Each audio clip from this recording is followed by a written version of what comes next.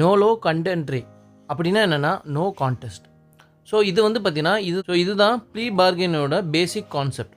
So இதை base பண்ணி தான் இந்த ப்ளீ பார்கெனிங் அப்படின்னா என்ன சொல்லியிருக்காங்க. ஸோ ப்ளீ பார்கெனிங் என்னன்னா நோ கான்டெஸ்ட், அதாவது அக்யூஸ்ட் வந்து கண்டெஸ்ட் பண்ணாமல் ப்ராசிக்யூஷன் கூட சேர்ந்து அவங்களோட அந்த குற்றத்தை ஒத்துக்கிட்டு அதுக்கான கம்மியான பனிஷ்மெண்ட் வாங்குறது தான் ப்ளீ பார்கெனிங் அப்படிங்கிறது. இது வந்து பார்த்தீங்கன்னா சாப்டர் 23 இதை பற்றி டிஸ்கஸ் பண்ணியிருக்காங்க.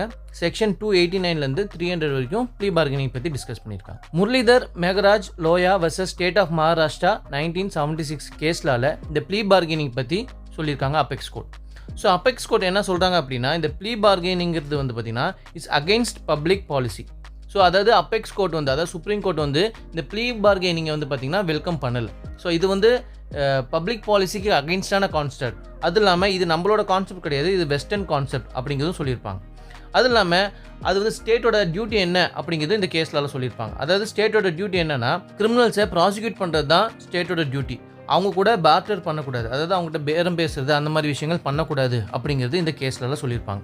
So Muralidhar Mehraj Loya versus state of Maharashtra அந்த கேஸ்லால இதெல்லாம் சொல்லியிருக்காங்க. ஸோ நோ லோ கண்டென்ட்ரி அப்படின்னா ப்ளீ பார்கெனிங், இந்த கான்செப்ட் பேஸ் பண்ணி தான் ப்ளீ பார்கெனிங் கொண்டு வந்திருக்காங்க.